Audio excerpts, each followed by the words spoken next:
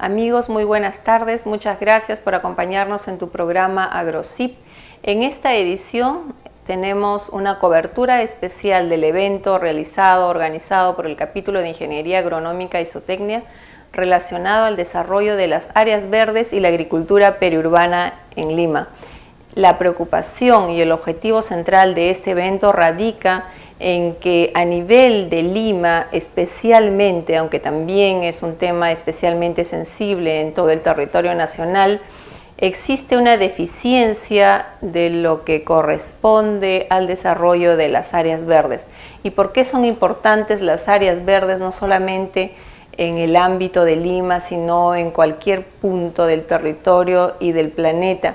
Porque estas áreas verdes no solamente son parte de los servicios ambientales, de la salud hacia los ciudadanos, sino también constituye, como lo acabo de decir, un tema de salud, sino también de una serie de servicios a favor de la población, entre ellos la producción de algunos cultivos o plantas útiles hacia las personas que habitamos no solamente en Lima, sino a nivel nacional. Yo les quiero dar algunas cifras.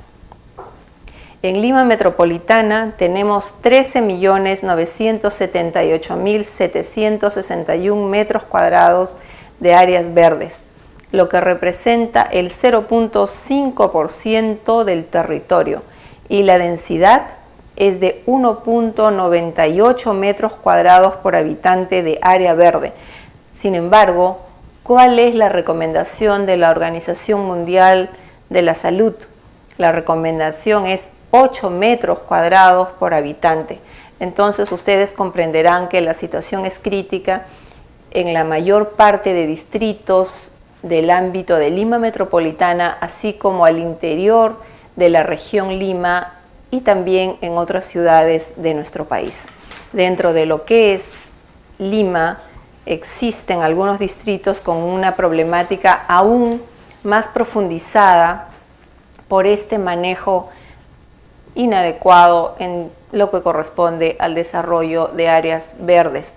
Asimismo, una preocupación de nuestro capítulo es que se preste atención, además del desarrollo propio de las áreas verdes, que para la conducción y la selección adecuada de las especies que deben ser propagadas, reproducidas y sembradas en estas áreas verdes, debe haber un criterio técnico, y quienes manejan ese criterio técnico son nuestros ingenieros profesionales agrarios.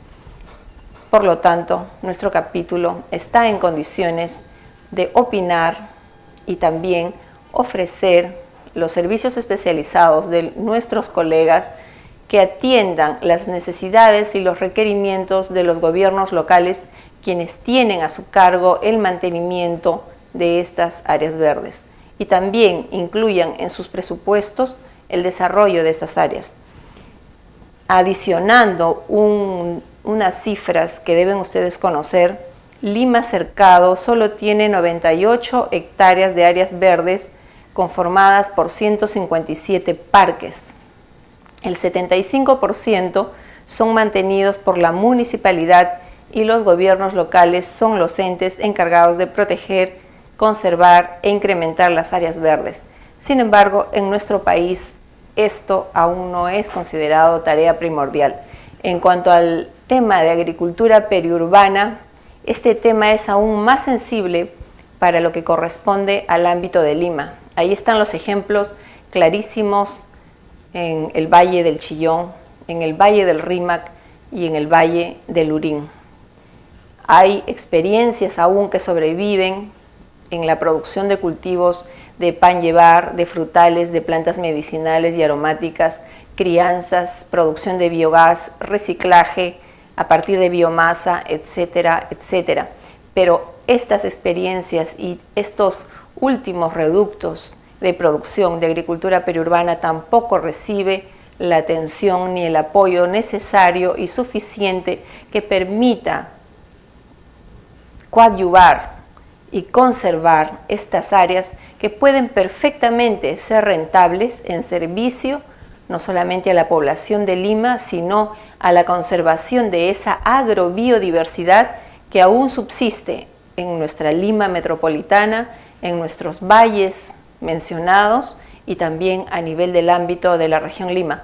Amigos, hay una preocupación por este tema y en un próximo programa tendremos un invitado con el cual comentaremos parte de este evento que a continuación ustedes verán y que les pido presten atención a lo que se expondrá en la mesa redonda que realizó el capítulo de Ingeniería Agronómica y Zootecnia. Muchas gracias y los dejo viendo el programa. Saquen sus conclusiones y escríbanos y sigan sugiriéndonos para tenerlos mejores informados. Gracias.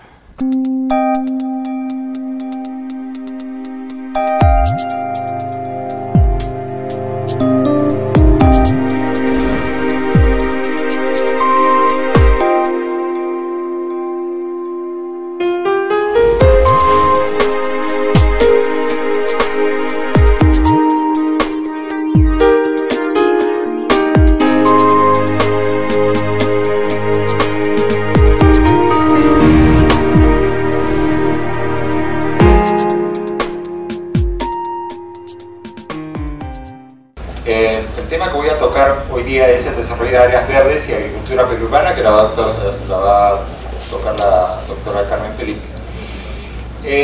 Quiero hacer un poco de la historia de lo que es Lima y su desarrollo a lo largo de casi 400 años de existencia.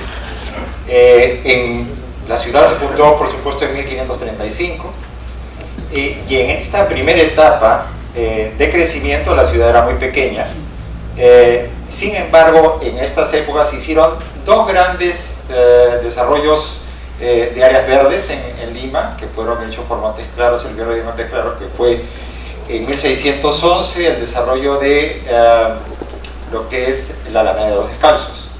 Luego Amat hace un segundo desarrollo, que son básicamente paseos, que son el Paseo de Aguas y lo que es la Alameda de Hacho, que es lo que ahora actualmente conocemos como la vía de evitamiento, que eso fue una segunda alameda. Después de muchos años de existencia de Lima, lamentablemente las áreas urbanas no crecieron. Hubieron plazas públicas, evidentemente lo que es la Plaza Mayor, lo que es la Plaza del Cercado, la Plaza Santana, que eran básicamente mercados, pero que no tenían uso de área verde.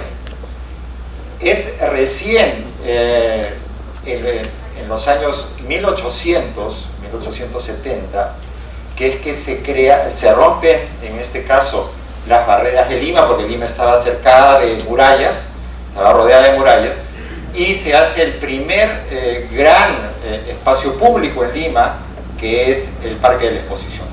El Parque de Exposición es un producto de una intervención de dos profesionales dedicados a lo que es paisajismo. Uno es Manuel Atanasio Fuentes, que es peruano, que hizo viajes a Europa y trajo información con respecto a cómo hacer un parque, y alguien que no ha sido muy mencionado por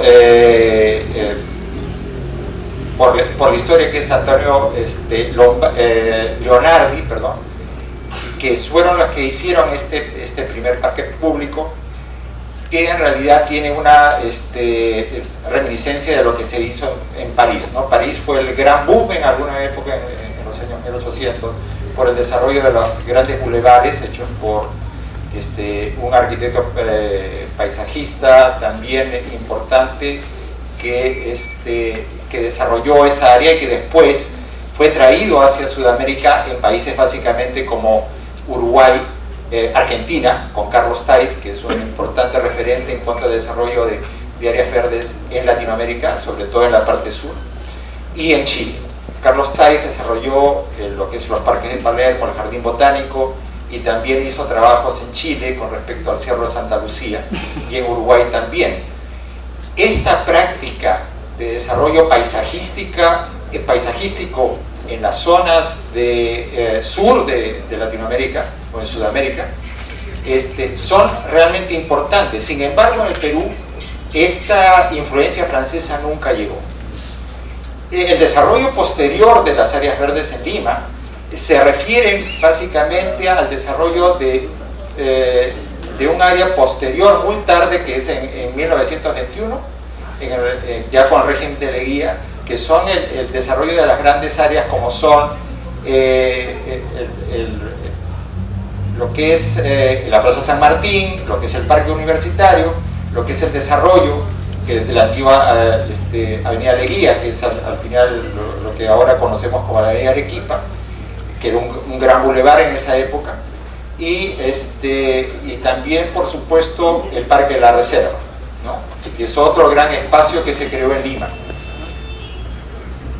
Nuevamente, cerca de esas épocas se crea otra nueva área muy importante, que es a través de un español, que es Manuel Piqueras, que se desarrolla el área que ahora nosotros conocemos como el área del Olivar, que fue de una dimensión mucho mayor que la que conocemos ahora, porque fue urbanizada mucho después, o sea, fue fraccionada ese espacio. Nosotros hemos ido creciendo como ciudad. Los grandes áreas verdes que se desarrollan después en Lima se pueden hablar en el gobierno de Velasco, con todo lo que son los parques zonales, que son, digamos, lo último que se ha hecho en cuanto a desarrollo de áreas verdes en Lima. Pero ¿cuál es la problemática? O sea, nosotros en este momento en Lima, en el Valle de Rímac, tenemos casi una ausencia total de área agrícola, porque todo ha sido urbanizado. Esto es lo que queda de Lima en cuanto de áreas verdes, ¿no es cierto? Una área que es, por supuesto, cercana al aeropuerto, que es la área agrícola más importante que tenemos en este valle. Tenemos acá el Golf de San Isidro, ¿no? Tenemos áreas como la Tarjea, en este caso, que es de Cedaspal, y en el 4 es el hipódromo en Monterrico, el Parque de las Leyendas, por supuesto. Y entonces lo que estamos viendo es la reducción o la escasa cantidad de áreas verdes que tiene Lima en estos momentos, ¿no? El crecimiento de Lima es un crecimiento que está llegando hacia dos cuencas diferentes, que son la del río Lurín y la del río Chillón, que hay una amenaza de urbanización, por supuesto, y eso son espacios que debemos preservar. Lima tiene que buscar zonas urbanizables, pero también tenemos que preservar muchas de las áreas verdes que tenemos, porque Lima las está teniendo muy pocas. ¿Cuáles son los problemas que nosotros tenemos, que Lima tiene en cuanto al desarrollo de áreas verdes? Uno, Lima es la segunda ciudad más grande en el mundo en el desierto, después del Cairo. Somos una ciudad carente de agua. Segundo, tenemos una muy baja precipitación, de 0 a 10 milímetros por año. Escasez de agua potable residual, baja intensidad luminosa en invierno, un aspecto que muchos no consideran. Una alta contaminación, tanto atmosférica como sonora como visual. Un crecimiento urbano explosivo, o sea, hay mucha más gente por motivos de inmigración. Y una escasez de áreas verdes, ¿no?, de 1.98 metros cuadrados por habitante, cuando lo recomendable es 8 metros cuadrados por habitante. Este es el crecimiento de Lima desde 1812 hasta 2010. Un crecimiento que ha llegado en este momento a tener más de 8 millones de habitantes en esta ciudad. Esta es hace muy poco que se hizo una evaluación, un índice de ciudades verdes a nivel latinoamericano, y Lima quedó como la última ciudad en condiciones de escasez de áreas verdes, en uso de tierra de edificaciones. Lima es, junto con Guadalajara, o sea, que es una ciudad alternativa en México, por supuesto, y Lima, son las peores ciudades en condición, ¿no? Y una de las ciudades, digamos, es Curitiba, que está muy por encima del promedio en Brasil. Esa es la realidad de Lima. Lima en una situación de deterioro en cuanto a áreas verdes, una parte fundamental en cuanto a lo que es índice de áreas verdes, porque también se considera energía, emisión de CO2, caos en el transporte, problemas de la basura, la calidad de aire que ustedes ven acá. Nosotros estamos por debajo del promedio, ¿no? En calidad de agua y en recurso a agua, Lima está por debajo del promedio, está muy por debajo del problema en cuestiones de áreas verdes. En energía y en CO2 estamos en el promedio, en el transporte estamos en el promedio, en gobierno ambiental estamos debajo del promedio, y en cuanto a salud estamos también debajo del promedio. Esto está, ustedes pueden revisar una página que es de The Economist Intelligence Unit. Ustedes pueden entrar a esa página, a ese link, y ustedes pueden encontrar una publicación sobre las ciudades latinoamericanas y toda la situación en que se encuentran en su calidad de vida como medioambiental. Parte de las áreas verdes por habitante de ciudades seleccionadas, Lima está en condiciones muy por debajo de muchas otras ciudades en Latinoamérica. Y yo he reducido esto porque en realidad esta barra creció un poco más, y en realidad Lima, perdón, está en 1.91. Existen efectivamente en Lima 13 millones de metros cuadrados de áreas verdes, que representan el 5% del territorio, y una densidad de área de 1.8 metros cuadrados por habitante. Sin embargo, hay distritos que tienen mucho más, como es en el caso de La Molina, que tiene 40 metros cuadrados por habitantes, y Santiago de Surco, que tiene 22.5. En el caso de distritos de clase media, tenemos en el caso de San Isidro 12.5, Miraflores 10.5 y San Borja 11.6, que están evidentemente también por encima del promedio de 8 metros o de 9 metros cuadrados por habitante. En el caso de lugares muy poblados, como son Villa El Salvador, y en el caso de San Juan de Miraflores, estamos hablando de 2.09 metros cuadrados por habitante, y en el caso de San Juan de Miraflores de 1.34. Y aún peor en algunos otros distritos, como es en el caso de Villa María del Triunfo, con 0.45 metros cuadrados por habitante, y en el caso de Ventanilla con 0.55 metros cuadrados por habitante. Este es un cuadro de la situación de las áreas verdes en general en Lima, y de lo mucho que hay que hacer en poblaciones que justamente tienen una gran densidad poblacional y que tienen una escasez enorme de áreas verdes. Se había hablado mucho con relación a las áreas verdes con respecto a la seguridad. En Estados Unidos se hizo hace unos 10 años, y hay, lamentablemente no he traído, pero les puedo dar después algunas indicaciones sobre dónde buscar esta información. Pero en lugares donde se vivía en un estado de Estados Unidos que es Alabama, que es un condado, un estado de negros, en dos grandes centros lugares de vivienda, o sea, centros de vivienda, uno con áreas verdes y otro solamente cubierto con cemento. El índice de violencia era 50% menos en el área con área verde, y frente al área que tenía cemento. Eran dos complejos habitacionales idénticos, solamente que en uno el área verde fue preservada y en el otro se cubrió por cemento por motivos de desarrollo de deportes como el básquet, ¿no? Entonces estas áreas tenían una violencia mucho mayor que aquellas que tuvieron áreas verdes. Incluso también en el hecho se ha comprobado que en hospitales que tienen áreas verdes alrededor, el porcentaje de mejora de los enfermos es mucho más alto que en aquellos que no la poseen. Entonces, la necesidad de áreas verdes es muy importante, al margen, o sea, como recurso por supuesto, de mejora del medio ambiente, muy importante, pero también por el hecho de reducir índices de violencia y también por el hecho de crear condiciones de vida mucho mejores. ¿Cuáles son? Muchos de los desarrollos de las áreas verdes en Lima parten de criterios totalmente errados.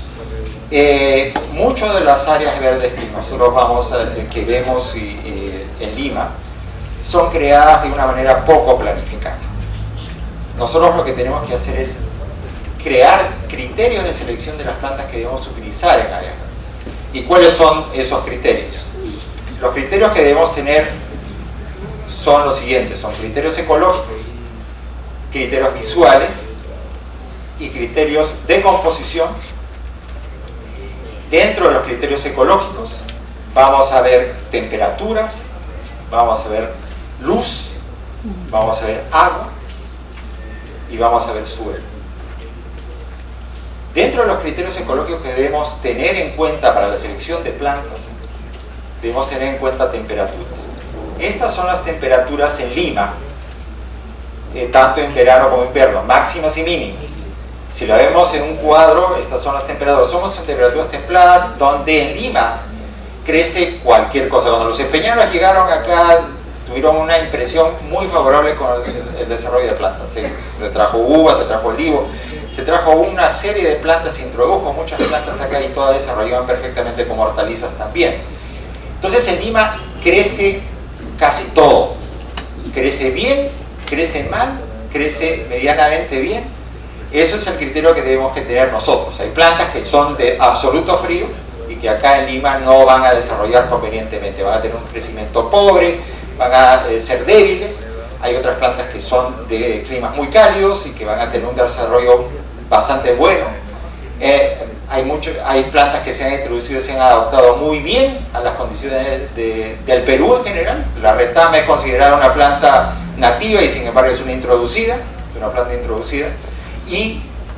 Pero sin embargo adaptada perfectamente. Hay plantas que son efectivamente muy adaptables a la condición. Eso no implica entonces que no podamos usar plantas introducidas. También lo podemos tener, pero sin embargo hay plantas nativas que están absolutamente adaptadas a las condiciones de Lima.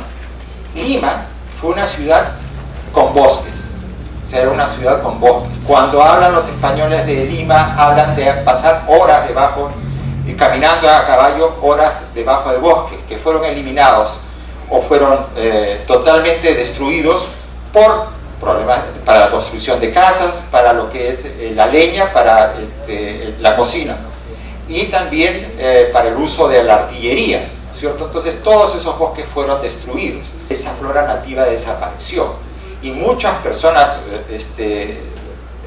no saben de que, por ejemplo, el molle crecía y era una planta que está considerada como debía ser. Entonces vamos a ver eso, vamos a ver plantas que en Lima, que son árboles básicamente nativos, como el guarango, como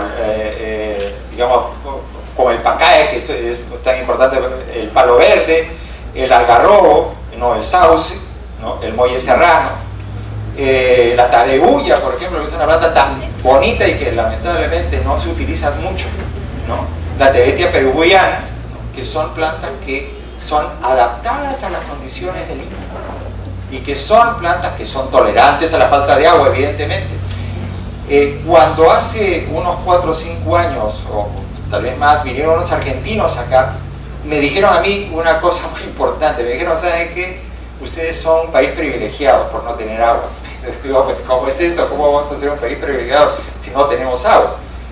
Lo que me dijo fue lo siguiente: es que eso es lo que va a pasar en el mundo dentro de unos 20, 30 años. Los países vamos a quedarnos sin agua y el Perú es un laboratorio para el futuro de toda la humanidad, para saber qué plantas deben cultivarse, cuál es lo que debemos hacer en el futuro para preservar, digamos, en lo máximo posible nuestras reservas de agua. Muy interesante su opinión. ¿Cuál es el problema de la luz en Lima? Lima tiene una radiación solar intensa, como la tenemos ahora en verano, pero sin embargo en invierno tenemos una muy baja intensidad luminosa. Sin embargo, el uso de plantas siempre verdes ha sido casi algo reiterativo en esta ciudad. A la gente no le gusta la planta caducifolia, porque la planta que cae en sus hojas tiene un problema de que siempre está ensuciando veredas y hay que limpiarlo, ¿no? Sin embargo, son las plantas que mejor debíamos nosotros, o nosotros debíamos elegir como plantas para desarrollar aquí en Lima, por dos motivos principales. Primero, Lima es una ciudad sin lluvia y por consiguiente cualquier planta siempre verde que ustedes tengan va a estar siempre cargada de polvo. No hay lluvia que lave ese follaje.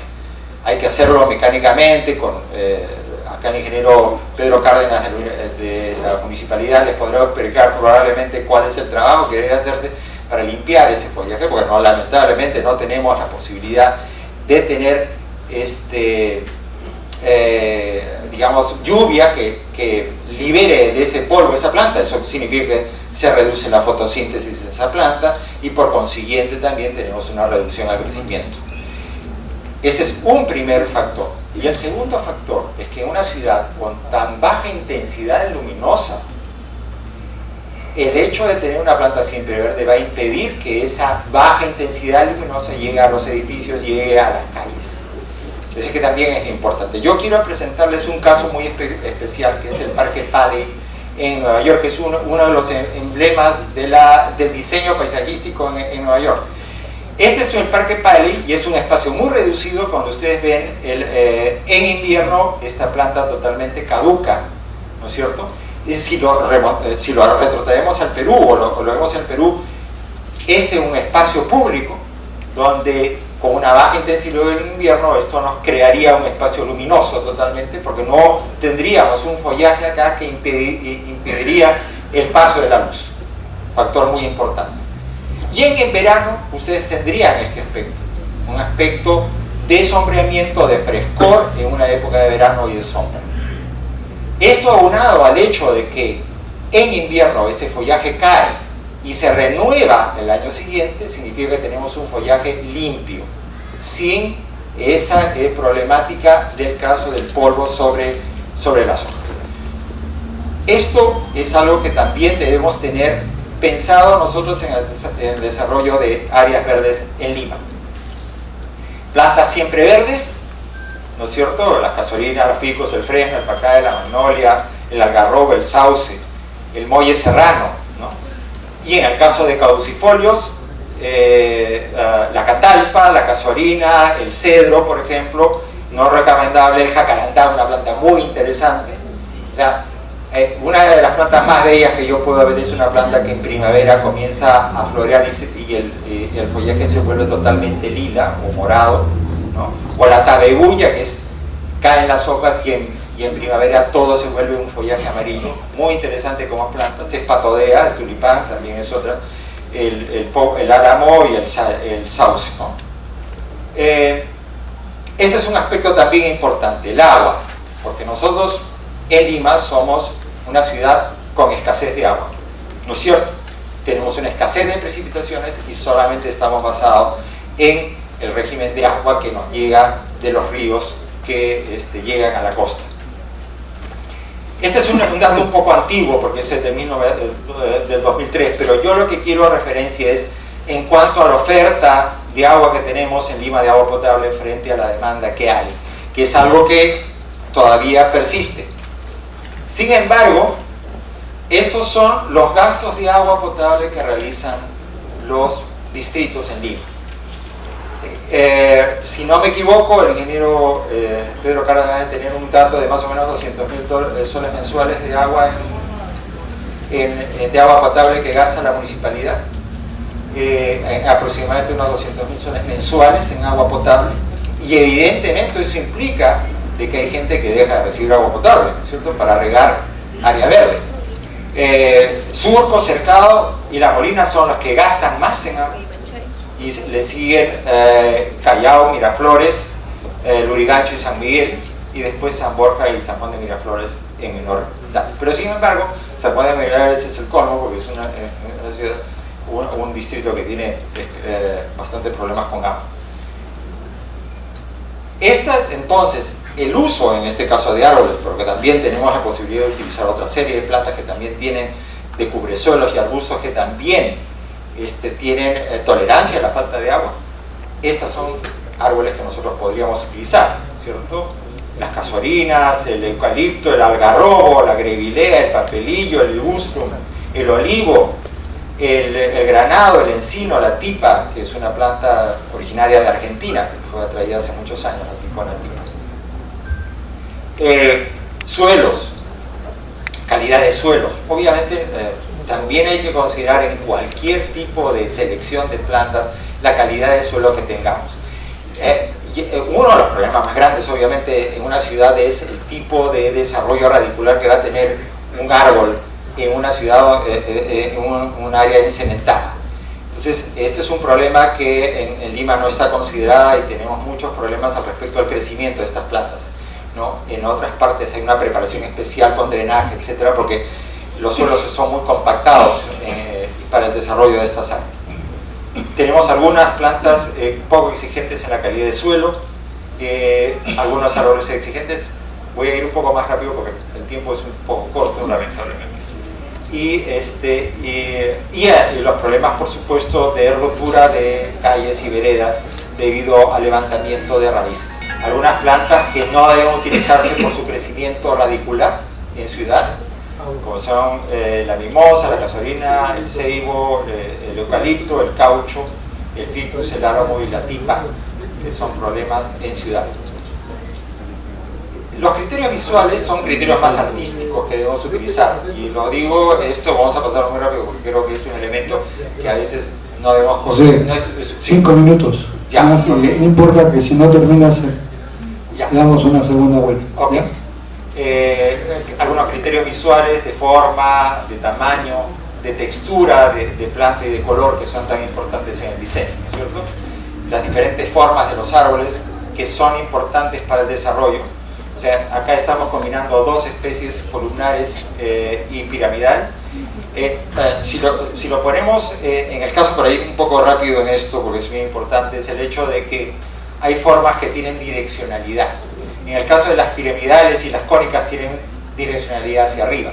Por eso cuando ustedes van a los cementerios se usa mucho ese tipo de plantas porque tiene una direccional hacia el cielo. Fue una parte importante de desarrollo de cementerios esto. O sea, el uso de estas plantas como significado que las plantas, las personas que estaban enterradas sigan al cielo. Entonces, el uso de estas plantas en cementerios es interesante. Direccionalidad, digamos, extendidas, o sea, tiene una direccionalidad horizontal, ¿no es cierto? En el caso de las redondeadas es multidireccional, o sea, tiene direcciones tanto de izquierda a derecha. Y las lloronas tienen una direccionalidad hacia abajo. Todos estos conceptos que les estoy hablando tienen importancia en el diseño de áreas. Porque si nosotros queremos tener un lago, obviamente podemos colocar plantas lloronas porque lo que nos va a dar la direccionalidad es que la vista va a ir bajando hacia el lago.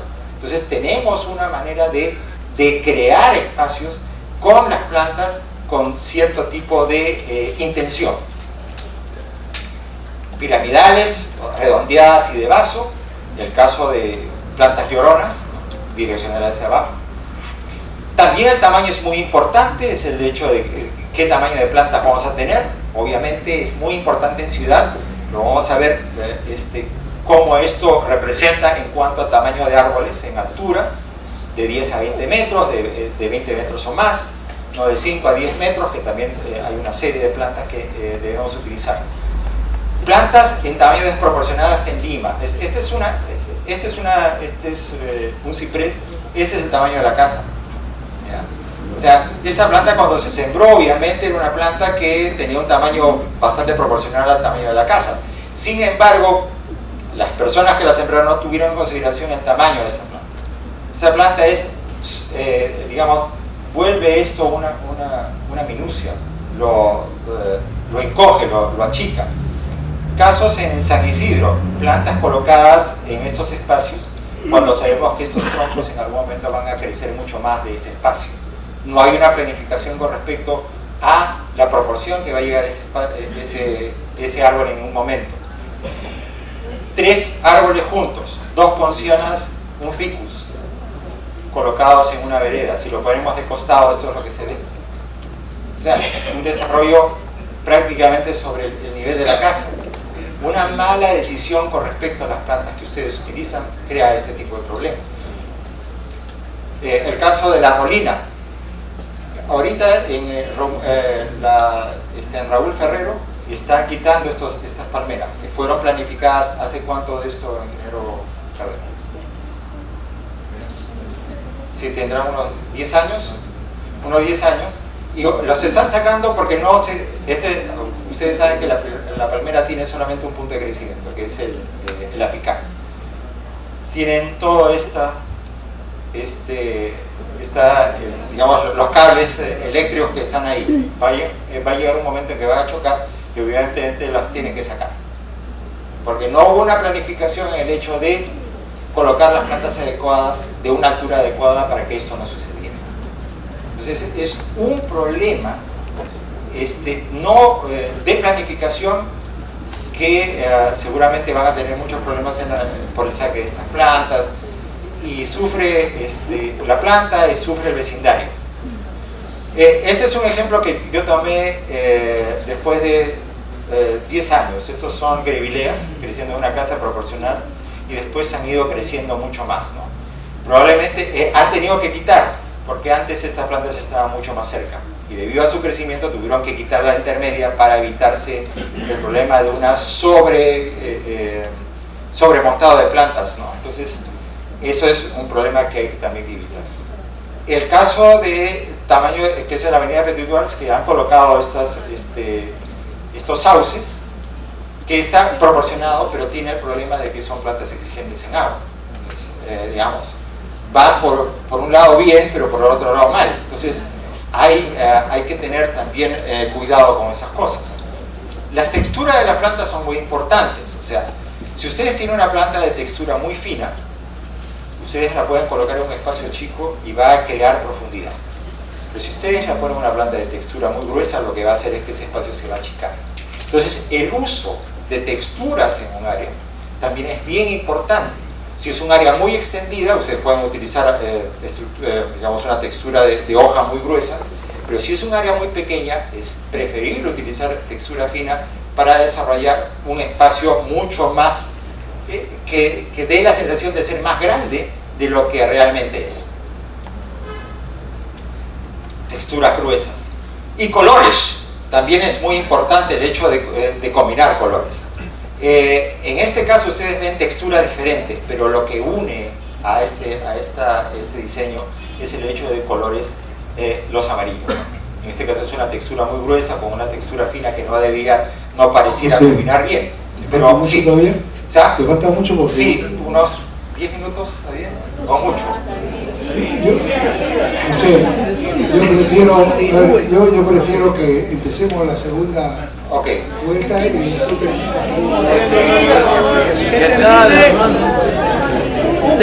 está interesado. Continúa, por favor.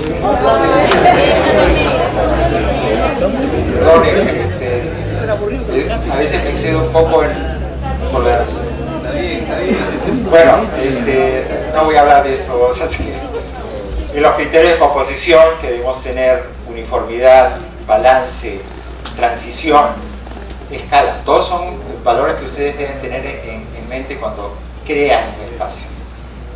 La uniformidad, esta es la Universidad Agraria, es la misma de muchos de nosotros, que es el alma mater. Y acá tenemos unas tipas que son iguales. O sea, tenemos en la avenida Arequipa una uniformidad también. Y en el caso de algunos espacios donde ustedes ven no hay uniformidad porque se combinan una serie de plantas con diferentes tamaños a distancias inadecuadas, ¿no? O esta combinación de palmeras con árboles dentro de un mismo espacio, una combinación malísima. O este lado que es una cantidad de plantas enorme que no crea una sensación de tranquilidad, sino de intranquilidad.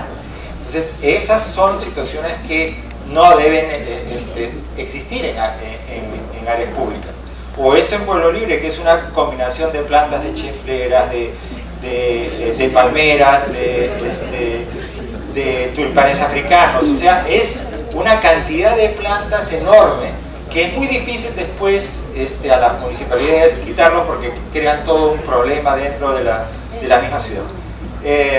Balances, o sea, podemos encontrar con simetría o podemos trabajar asimétricamente, esos son niveles de diseño. Y transición de texturas, que podemos tener mediana, gruesa, mediana, intermedia y gruesa. Transiciones de colores, este es un monocromático que es una secuencia de colores entre rojo intenso, rosado y blanco, o sea, toda una transición que se utiliza. En el caso de alturas también, mediano bajo, también puede ser un trabajo, pero hay que conocer el tamaño de plantas y saber en cuál es el trabajo. Cosas que pasan en escalas, o sea, ¿por qué utilizamos tamaño de plantas muy grandes? Este es en la Victoria. Ustedes ven plantas muy altas y después se han colocado ficus que se van podando y no logran tener una diferencia de tamaño muy grande y que no debía existir. En el caso de escalas desproporcionadas, son grivileas de muchos años en la avenida Mariátegui, ¿no? Sin embargo, o sea, y ustedes ven ficus de tamaño acá y después otras plantas de intermedios. Sin embargo, lástima, creo que acá, y eso de acá es una fila de grivileas totalmente uniforme, ¿no es cierto? Una gran diferencia con esta desproporcionalidad de un espacio. Crea uniformidad y une. En el caso de esto es, en la avenida Arequipa, un problema con respecto a que hicimos un análisis con la gente de la Municipalidad de Lima, con respecto a cómo estos árboles, también estas tipas, tenían problemas porque había sido desarrollada una vez, o sea, se había ampliado la pista y ya prácticamente el árbol estaba chocando con los carros. Entonces, un problema de desproporcionalidad también. Esto es en Estados Unidos, un espacio de cómo se trabaja allá. Bueno, hay una falta de continuidad en la administración pública, es un problema enorme. Ustedes saben que entra un alcalde nuevo y cambia totalmente el criterio, entonces eso no debe ser, porque muchas veces se necesita continuidad. Se intenta perenizar el gobierno muchas veces en creación de determinados sitios de fuerte impacto público, que lo vamos a ver más adelante. Con frecuencia arquitectos y urbanistas presentan sus proyectos de parques y jardines sin considerar el elemento vegetal. Eso nos pasa a todos porque lo último que se piensa es en el área verde, se construye las veredas, se construyen las pérgolas y todo, y después en 2 días quieren que le pongan gras, que quieran árboles, y la gente pone lo que encuentra y no lo que se planifica. Ese es un problema también. Y la mayoría de áreas verdes se caracterizan por el uso de césped, de especies arbóreas arbustivas exóticas y de poca flora nativa, que es algo que debemos hacer. Algunos ejemplos de cementos en el Perú, ¿no? El parque del Novisaurio en el Agustino, ¿cierto? El hecho del parque del avión en Arequipa. Esto es un trabajo interesante en Chiclayo, el parque de las Musas, ¿no? Que es una reminiscencia griega. Esto es en Chiclayo, en el Paseo de Alegría. Yo estoy presentando algunos casos extremos, el parque de los sombreros en Huancayo. La ausencia de espacios. Ustedes no están viendo lo peor, ahora les voy a enseñar lo peor. Esto es Andahuaylas en Apurímac, Plaza de Armas de San Jerónimo, en San Jerónimo de Andahuaylas en Apurímac, el Parque del Sombrero en Celentín en Cajamarca, y por supuesto la famosa Plaza de Armas de Guaire en Cutervo, que es el monumento a la maca. ¿Ya? Ahora, lo interesante de esto, que este es el monumento a la maca y este es un pene. Porque ustedes saben que la maca es un elemento vigorizante, sexual. Lo ven acá, y ustedes ven acá es la vagina. Es un pene y una vagina. ¿Ok? Y por supuesto la Estatua de la Libertad también. Entonces, estamos creando áreas fuera de un contexto de identidad. Si ustedes lo ven acá, ¿cuál es el reflejo con una ciudad, un pueblo como este andino, con este tipo de parque?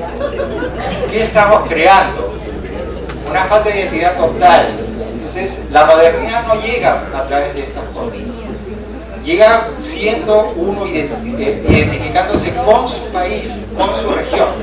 Y eso es algo que tenemos que reflexionar, crear. colocando. Alguna vez alguien de Cusco me vino y me dijo, quiero crear un parque como el que es de Miraflores, porque esa es la modernidad, pero digo, ustedes tienen plantas tan bonitas nativas en Cusco, pero no les gustan. En Piura también fue lo mismo, quiero ficus. Yo le digo, ¿por qué ficus? Si ustedes tienen plantas que toleran el agua, como el faique, que son plantas bellísimas, y sin embargo las quieren descartar porque la modernidad está por otro lado. Esa no es la realidad del Perú, y tenemos que identificarnos con aquellas plantas que nos pertenecen. Parte de una encuesta que se hizo y de cuál era lo que mejor la gente quería, a los lugares que quería ir más: el Parque de las Leyendas y el Círculo Mágico del Agua, lugares públicos y de áreas verdes. La gente quiere ir a áreas verdes, démosles áreas verdes, eso es lo más importante.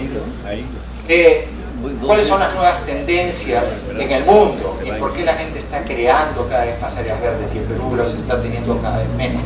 O Lima, perdón. Los techos verdes en Alemania, el 30% de los edificios en Alemania están ya cubiertos por techos verdes. Es una recuperación del cemento a través de un techo. Es decir, yo construyo un edificio y estoy quitando un área verde, sin embargo la recupero en el techo. Esa es una manera de desarrollar, digamos, una concepción de tomar CO2, o sea, un problema, ustedes saben, es el problema del calentamiento global, es el exceso de CO2 que generamos, y eso es una manera de controlar ese CO2. Esto es el Ford Motor Company en Michigan, que es, sus fábricas están con techos verdes. Y hay una serie, esto es toda una revolución, en el Perú se está malentendiendo esto porque no es algo que son espacios que son, que lo que se está pidiendo con esos espacios que sean autosuficientes, o sea, es decir, no deben regarse en este caso y se van ellos cuidando solos, ¿no? Entonces, esa es la idea, no es que esto sea algo decorativo, sino simplemente es el hecho de mantener un espacio autosuficiente, que se mantenga solo.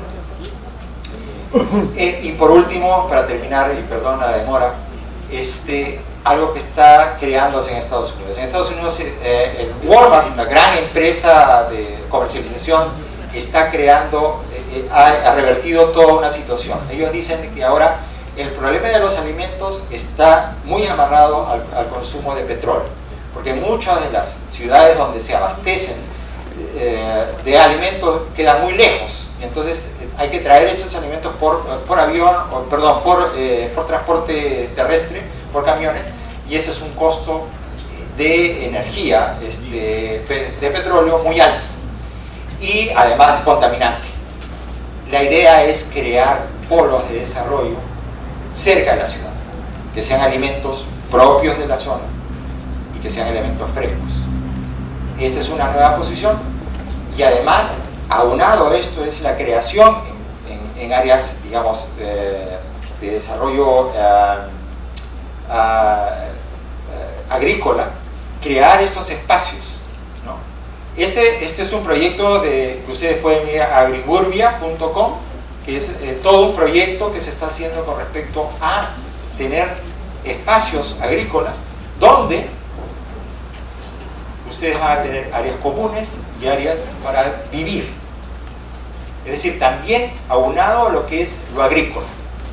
Hay un reservorio, hay lotes unifamiliares, hay un área comercial, un mercado de productores, y toda esta área es un área permanente de cultivo, ¿no?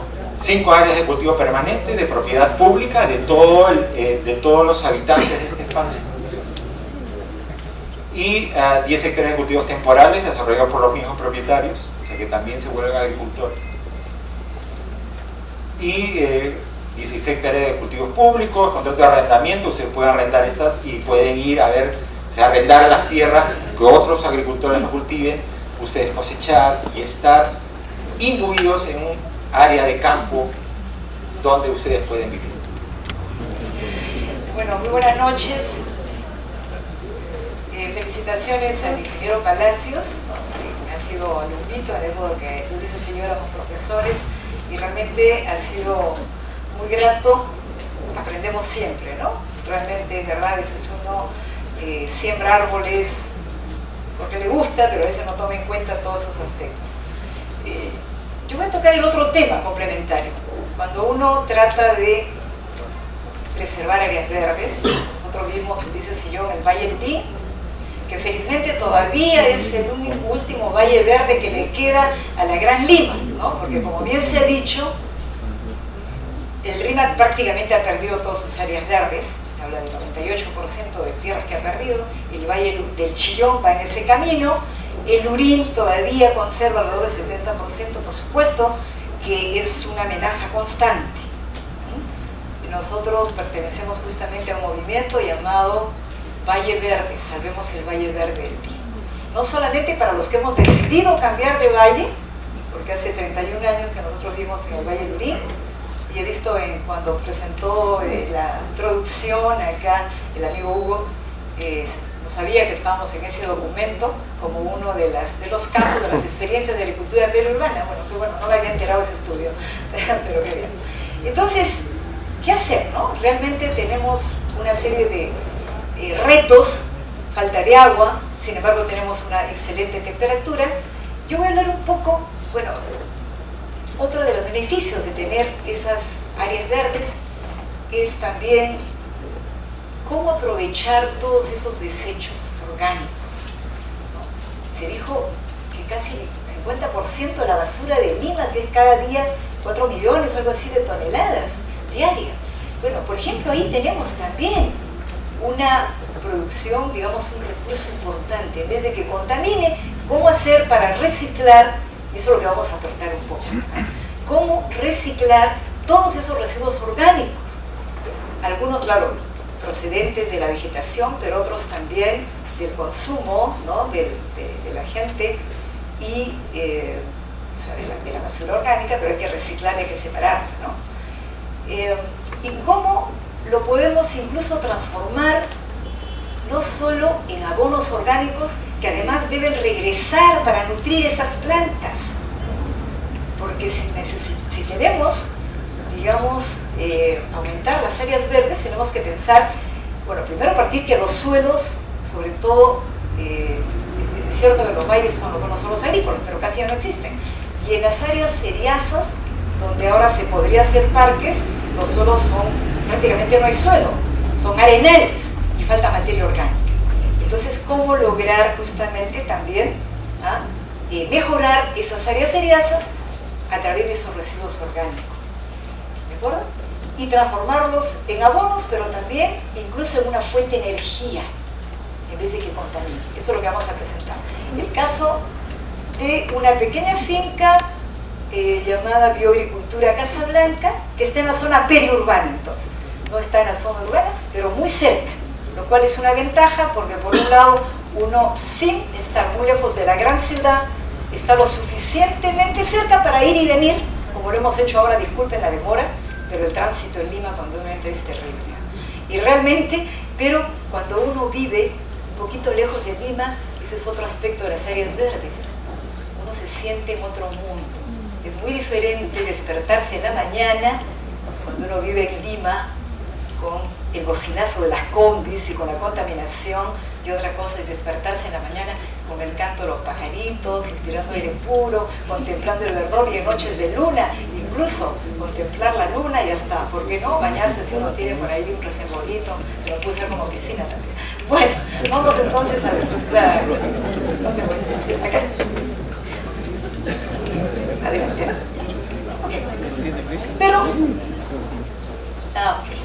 bueno, yo en realidad no habíamos conversado mucho de lo que iba a hablar nosotros, y como el tema que nos pidieron era residuos, quiero presentar más bien qué ocurre no solamente en las áreas agrícolas. Hay un problema de la quema, que contamina indudablemente el ambiente y que desperdicia una gran cantidad de materia orgánica.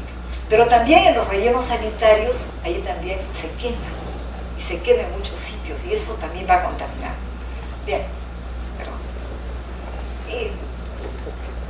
Pero también se quema el guano de los animales. Este, por ejemplo, eso que ustedes ven es la bosta del ganado vacuno, en este caso parcelas agrícolas, que es utilizada como combustible a falta de leña. En muchos casos de carbón, de leña, y por supuesto estas familias no cuentan con el recurso para comprar gas o querosene, y entonces juntan toda esa bosta, la secan y la queman, porque eso también puede. Esta señora, por ejemplo, en Cusco nos está mostrando aquí su cocinita, una cocinita muy rústica, y este es su almacén de combustible, que es la bosta. El problema es que no solo, bueno, al quemar esa bosta, eso libera gases tóxicos. Pues esas señoras al cocinar se están también contaminando, pero por otro lado, se está mal utilizando este recurso, que es el guano, que debería de regresar en forma de abono. ¿De acuerdo? El esposo, el agricultor, ya no tiene guano, tiene que comprar fertilizantes químicos, ¿no? O sea, una cosa jala la otra. Por ejemplo, aquí tuve la oportunidad de hacer bueno, siempre ando viajando y conversando con agricultores en esta zona del Cusco que cultivan andenes. Miren la cantidad, muy poquito guano les quedaba para sus cultivos, porque el resto me decían, ya la señora pues lo ha tenido que quemar para la cocina. Prioridad número uno, la alimentación, obviamente. Entonces, por esa razón no tienen a veces muy buenos rendimientos. Entonces, lo que hay que hacer es reciclar, ¿de acuerdo? Y este es un esquema que seguramente muchos lo han visto, nuestro esquema de reciclaje que hacemos en la finca de Agricultura Casablanca, ¿no? A partir de la crianza, por un lado, de cuyes, tenemos 1 hectárea nada más, ¿eh? Que tampoco es una de las... Bien, criamos cuyes, no solo por la rica carne que nos pueden dar, sino por el guanito que estos cuyes nos pueden proporcionar, de excelente calidad. Pero también tenemos una serie de rastrojos, residuos de la chacra, lo que ya los cuyes no comen, que no lo quemamos, y con los cuales podemos, con el guano y estos rastrojos, podemos preparar abonos como el compost o usar el guano directamente para producir cultivos que regresan como forraje para los cuyes, ¿de acuerdo? Pero también usar este guano para alimentar, bueno, y esa es la novedad un poco, aunque no es nuevo, porque eso ya se conoce hace muchos años, un biodigestor que en condiciones cerradas, que simula un estómago de 10 metros cúbicos, aquí se va a producir una fermentación anaeróbica con producción de biogás, que es una fuente de energía para la cocina, para el alumbrado, pero también de bioabonos líquido y sólido. ¿De acuerdo? Todo eso lo podemos hacer incluso con la basura de la casa, separando lo orgánico de lo inorgánico. ¿De acuerdo? Y podemos así tener una serie de cultivos, hortalizas, frutales, tratando de reciclar, un poco imitando lo que ocurre en la naturaleza, en los ecosistemas naturales, que todo regresa. ¿De acuerdo? Bien, acá algunas vistas, los cuyes. Empezamos, por supuesto, con los buenos cuyes mejorados que vendía el Programa Nacional de Cuyes. El ingeniero Lili Chauca, el ingeniero Muscari, nos orientaron, asesoraron. Tratamos de no pasar de 1000 cuyes, porque esto no es una granja de cuyes únicamente, ¿no? Y lo hicimos sobre todo acá de la raza llamada, o la línea 2, la INTI, la anterior a la latina. Pero, repito, el objetivo de la granjita de cuyes era para producir un guano de calidad, de excelente calidad, ¿de acuerdo? ¿Bien? Y acá tienen la cantidad de guano. Bueno, el del sombrero, ya lo reconocerán, es Ulises. Y aquí dando una charla a propósito, la demora también que tuvimos es porque hoy día hemos terminado un curso intensivo con 35 agricultores de Huancavelica, 4 de Cusco y 1 de Ancash, sobre agricultura ecológica, que duró 2 días, ¿no? Por eso bueno, pero miren la cantidad de guano, por ejemplo, y conversábamos con estos agricultores que son criadores de cuyes, ¿no? Decían, ¿qué hacen con el guano? Bueno, ahí lo echamos un poco en la chacra, de repente también lo juntan y lo queman, ¿no? Y le digo, mire, ustedes no solo tienen acá un potencial importante en la rica carne de cuy, que ahora sí se está revalorando, sino sobre todo en el guanito. ¿Qué cantidad de guano? Y lo hemos medido con ellos. ¿Cuánto producen de guano los cuycitos? Para una población de 1000 cuyes, en promedio, cerca de 3 toneladas mensuales de guano. O sea, es una cantidad importante, ¿de acuerdo? Muy bien. ¿Y qué hacemos con este guanito? Compost. Justamente hoy día, sí, hoy día, por ejemplo, hemos... No, yo tengo mi agua. Nos habló tanto hoy día. Bueno, el ejemplo, hoy día hemos hecho una práctica justamente con estos agricultores, porque una cosa es que se lo explique y otra cosa es hacerlo, ¿ah? Y uno lo aprende haciéndolo, ensuciándose, como es. Aunque les cuento como una anécdota, se pusieron a jugar carnavales entre una señora huancaveliana y un cusqueño, ¿no? Acabaron bañándose por la mañana. Pero bueno, el compost, ¿cómo lo hacemos? Capas de rastrojo, de guano de cuy, se le coloca estas, bueno, ustedes como agrónomos ya lo saben, pero bueno, recordar, se les coloca estas cañas, se sacan estas cañas para que se formen como chimeneas de aireación, porque el compost requiere aire y humedad. ¿Y quién hace esta descomposición? Los microorganismos eficientes que están en el guanito del trigo. Bueno, bien. Aquí creo que me pasé. Bueno, ¿cómo se usa el compost? En forma, digamos, al voleo, o también en forma localizada, en surcos. Y acá está Ulises mostrando la cantidad de compost listo. Todo el tiempo estamos haciendo compost. Y lo que no vamos a usar, el excedente, sí lo podemos comercializar. Y justamente quienes nos piden compost son las señoras que tienen sus jardines, sus macetas, que les gustan las plantas, inclusive el huerto también. Y entonces, bueno, esto lo hemos hecho en la Molina también, ¿no? Y se puede también vender excedente, transformando el guanito del cuy y los rastrojos. Nosotros no vendemos guano, pero sí podemos vender el excedente de compost, ¿no? Que es lo más parecido al humus del suelo. Pero también viene el tema del biodigestor, que seguramente ya algunos lo conocen. Es una tecnología que se trajo hace muchos años al Perú por el ITINTEC en la época del gobierno de Velasco. Es modelo chino, parece un estómago, en este caso tiene 10 metros cúbicos, se alimenta primero con un precompost y luego con cargas semanales de guano de cuy, agua, y nos produce biogás, nos produce biol por un costado, y por supuesto cada vez que retiramos biol tenemos que reponer alimentando cada semana con guano de cuy, agua. Eso durante un año, y después sacamos todavía un lodo que es un excelente abono que se llama el biosol. Acá, bueno, una etapa cómo se alimenta por la boca central, se hace un precompost para alimentar. Acá Ulises mostrando la mano que tiene una botella de biol de color oscuro, que como reciclamos también las botellas de plásticos, algunos creen que es Coca-Cola, los niños, ¿no? Entonces Ulises les aclara, niños, por si acaso esto no es Coca-Cola, es Caca-Cola. Porque ya un niño casi se tomó un poquito creyendo que era Coca. Bueno, es un excelente, no digamos abono, tiene nutrientes en pequeñas cantidades pero en forma ya soluble disponible, sino sobre todo hormonas naturales de crecimiento y floración. Eso es interesante. Auxinas, giberelinas, vitaminas, etc. Bien, aquí está el modelo de biodigestor, que también ha sido modificado para facilitar la descarga, porque de acuerdo al modelo chino, para sacar el lodo hay que meterse por esta tapa. Así lo he hecho yo con mis alumnos en la Molina, que manejábamos un biodigestor. Eso era un poco pesadito. Entonces lo que hemos hecho es modificar el modelo, le hemos hecho una pared, una salida, y por aquí se descarga el lodo, una descarga. ¿Okay? Acá está Ulises mostrando justamente, por aquí primero se saca el biol por un costado, se retira lo último de biol y luego todo este patio se va a llenar de un abono. Bueno, ¿y esto qué es? Ese biogás no solamente tiene metano, que es el gas combustible, tiene vapor de agua, tiene anhídrido carbónico, pero también tiene cerca de 1% de un componente indeseable, que es el sulfuro de hidrógeno, que corroe el metal. Por eso la primera cocinita metálica no duraba muchos años, se nos corroía. Entonces, ¿qué hemos hecho? Aplicar nuestro conocimiento de la química.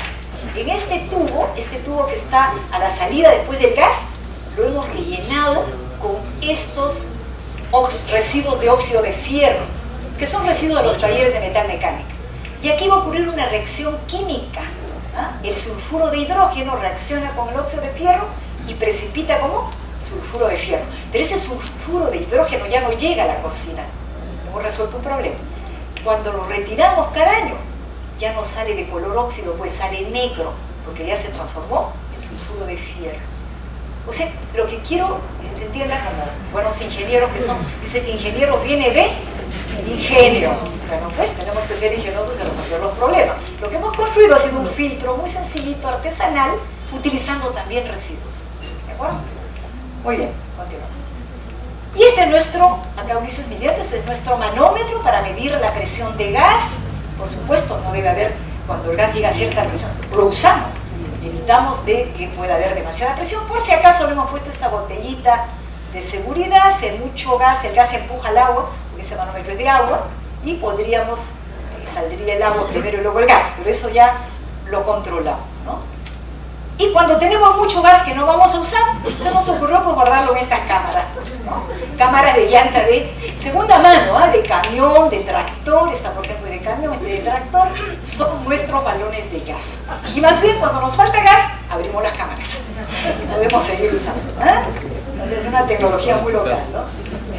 Bueno, aquí nos ven a los dos, esta es una foto un poquito antigua, pero mostrando cómo usar la cocinita, la gas, como también a través de unas lamparitas de petróleo, pero transformadas para que pueda funcionar con gas, se puede también el gas transformar en luz, ¿de acuerdo?